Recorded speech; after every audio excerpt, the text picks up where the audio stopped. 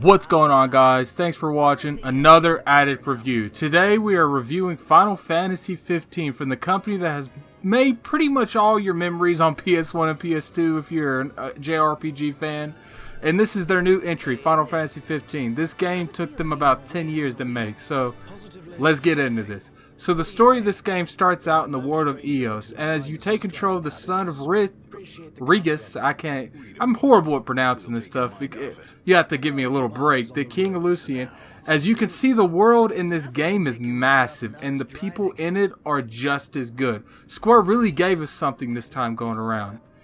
One of the biggest things that I like about this game is, I know I'm going to get a lot of shit for this, but the fact that I feel like it's better than Final Fantasy 13. This Final Fantasy 13 almost ruined this franchise to me.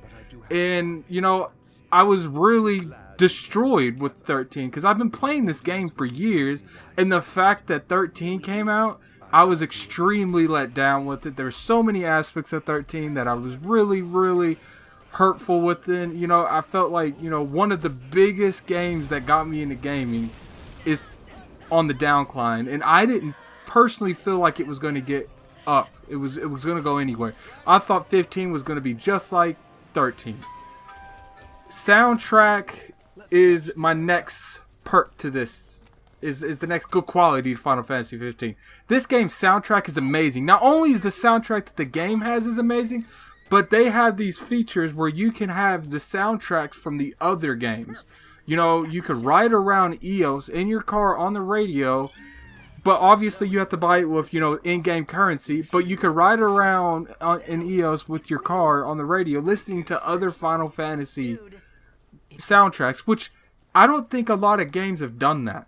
But you can also buy this, like, this MP3 player thing from in-game currency again, and you can buy it from the car, so you can listen to it not in your vehicle, and that really is useful. The only knack about this is, I noticed when you get into battles, it just disappears. Like, you go into the battle system and the battle soundtrack, so it doesn't matter. Like, if you wanted to listen to, you know, Final Fantasy VII's battle system instead of 15, you can't. Which, you know, that's discouraging, but, you know, it's just nitpicking. Another one of the good qualities is they brought hunts back. In Final Fantasy 12, they had a bounty system in place, and that's how you fought some of the strongest foes in the game. Well, that feature is back, and it's called hunts this time going around. You can go to any restaurant in the game, and for those of you that don't know, a restaurant in the game, it has two forks, or a fork and a spoon. I can't really remember. You go there, you know, you can ask them about the general area. They'll highlight stuff on your map. They'll give you hunts that you can use, and, you know, you can get money. And they have that selection there. Do these hunts, you guys. It's by far one of the best ways to earn money, and it's really fun. And one of the hunts that you can get later on in the game is you can fight the lightning bird from Final Fantasy VIII. It's you know, obviously, like I said, I'm not really good at this whole, you know, pronouncing Japanese terms, but you can fight that bird, and it's a dragon, and it's a really fun fight. You get really into it because if you played 8, you know exactly who that is. He shoots lightning and everything. Another one of the points I want to bring up is the rival in this game is extremely good. You know, the rival has to be, I feel like every game needs a really good rival. And, you know, that makes you generally hate them, or, you know, like them a lot. And let me tell you, I hated this dude from the moment I met him. I could not wait to find this dude and kill him. Which is sad. You went from Seymour from Final Fantasy X, to Kane from Final Fantasy IV, to Kojo from Final Fantasy IX. And then, you know, you have this new rival, and he's just as good as they are, if not better. Another one of the perks I like to bring up is Chocobos. These little guys have been in the last Final Fantasies. I couldn't even tell you how long ago. And are definitely one of the aspects of Final Fantasy that people that not even into the franchise really know. If they see a Chocobo, they don't even have to know. They're like, oh, Yeah, some of them might not even know that it's from Final Fantasy. It's an iconic sight. You know, you see, you know what it comes from. And this time going around, it's the best implementation that I've seen Chocobos in, which is pretty cool. Is, you know, it has a huge area, huge map surface that you can run around in. And for a lot of you that, you know, played older Final Fantasies, you know that Chocobos weren't really an essential thing that you needed. It was something that was nice to use, but it was not necessary. And this one, I wouldn't say it's necessary, because, you know, there is the car that you can use, and you can fast travel, but they're fun to use. You can change the color, you can do a bunch of stuff with this. My last thing I wanted to go over when it comes to good qualities of Final Fantasy 15 is it has an amazing story. I wouldn't say amazing, that might be exaggerating. It has a really good story. I don't want to go too much into it because I don't want to spoil anything, but you guys, the story is worth it. What I hated about this game, now I want to point this stuff out, and I don't want people using this to nitpick it. This is me nitpicking it. This isn't extremely, any of these are not deal breakers. There might be one that I'll bring up later. Is the car feature in this game. The car thing in this game is extremely annoying. And it was cool at the start. It wasn't even really cool at the start of the game. I always hated the fact that they, you know, they really focused on this vehicle. And after a while, I hated using it. The car's on a rail system. You can't really go fast. I mean, you press X to turn around. And, you know, you can't go off road. So it's just strictly road, and that's all. And that's frustrating. And, you know, that's pretty much one of the most annoying ways I've gotten around on Final Fantasy games ever. And don't even get me started on the flying upgrade for the bastard.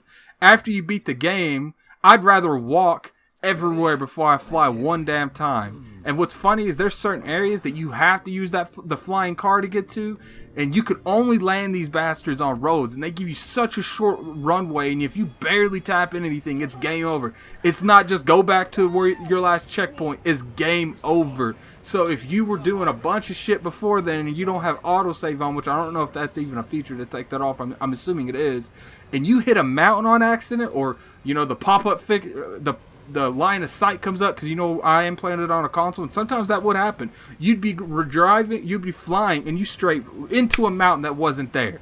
But that, you know, that's what I get for playing it on a console. Now, one of the bad aspects of this game is the ending of the game. When you get to a certain point in the game, you go from location to location until you finish the game. That's all.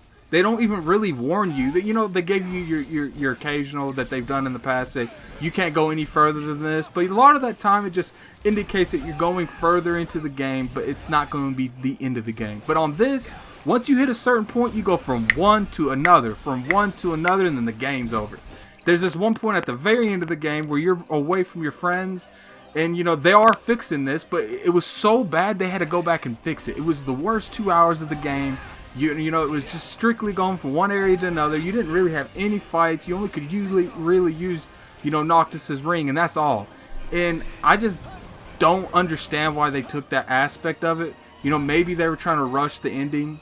But you know, there is a feature where it's called Umbra or something like that you can go back to the free roam of the game, which, you know, that really helps that, because if that would not have been in this game, my feelings in this game would have been completely different. It would have definitely got some minuses. My next one, lack of weapons. There's always been like legendary weapons, you know. In Final Fantasy V, you had the sealed weapons. In Final Fantasy IV, you had those weapons, you know, Kane's weapons. In Final Fantasy VII, you had the ultimate weapon. You know, you had cutscenes you go to. You know, you got a lot of Vincent's background till you get his guns, and, you know, a lot of that. In Final Fantasy X, you had a lot to do with ultimate weapons. I'm 68 hours into this, and I've not really come across a lot of these kind of weapons. They are there, there's a couple of them there, but they're not to the aspects that I would expect from my Final Fantasy. And this isn't even really a deal breaker. They give you plenty of options. You don't have to use just a gun, just a sword. You can use anything you want. So, you know, I give them a little bit of pass on that. I just like to have an ultimate weapon from 7, or like the Lion Heart from 8. Another aspect I really couldn't stand is the skills. For those of you that don't know, the skills in this game, you increase by doing whatever they are. For example, Noctis can fish, and Promptus can take pictures, and Ignis can cook, and Gladius can, you know, scavenge parts. Ignis and Gladiuses, I had no issues with. They were fine. My problem with this is that some of them weren't really, I felt like they were out of place. Like fishing, really? We're in the middle of an apocalypse. Shit's about to go down. The world's about to end, and you fishing. And not to get Prompto, don't even get me started on him. You know, I couldn't help but when I see the rails of his pictures, and I see that, you know, when I was fighting that Marlboro, and he clearly was taking pictures and not fighting, and maybe that's why I had to revive his ass so many times. Fishing does have a point, though. You can make some serious money from fishing, and, you know, there's some side missions, and Prompto's, you know, his taking pictures, it goes to a lot of, you know, you can share them with media websites, you know, your own media website to link to whatever you're playing it on, and there is a surprise in the game that you use the pictures for. But I kind of figure, I kind of would have liked for them to put something else with them too, and not fishing and you know, picturing. Maybe pictures, fishing could have stayed, but I wanted that picture shit completely taken out of Final Fantasy 15, but that's just me. Now this is one of the biggest things that I have to stress on this game. This is definitely one of those, this might be a deal breaker, might not be. The loading screens, you guys. The loading screens in this game are real and can only really compete with GTA 5. Which anyone that has played online of GTA 5 are no doubt saying, wow, that bad? Yes, it's that bad. And not to say that in GTA, when you load once, you really only load once. You know, you might go into your apartment, load for a couple seconds, but there's only one big loading screen, and that loading screen is huge. In Final Fantasy, you can't go anywhere without loading. You get in the car, loading. You go to the car, loading. You go into another location, loading. It's absurd. I spent more time on my phone on Facebook than I did playing the game, and that's probably exaggerating. But you know, if you bounced and fast travel, you probably spent more time on your phone than you did playing this game. But is this game worth the $60? Regardless what I just said, you guys, regardless, you know, the loading screens, from, you know, the loading screens to the skills, to, you know, my feelings on the weapons, to, you know, the ending of the game, flaws. They weren't really problems, but they're just a couple flaws. And, you know, the stupid car mechanics that's in this game. If you are a Final Fantasy fan, hell yes. If you're an RPG fan, yes. If you like JRPGs, yes. This game is one of the best JRPG / Final Fantasies I've played in years. We had 8 years of a drought of Final Fantasies that sucked balls and no one wanted to play them. Besides the weirdos that did want to play them. That's just a joke. But, you know, that's the ending of my review. This game is not perfect by any means, but it's a step in the right direction, and I'm beyond happy for that. I love this franchise, and it's been part of my life for a very, very long time. It's one of the reasons I'm playing games now, and I don't want to see them go.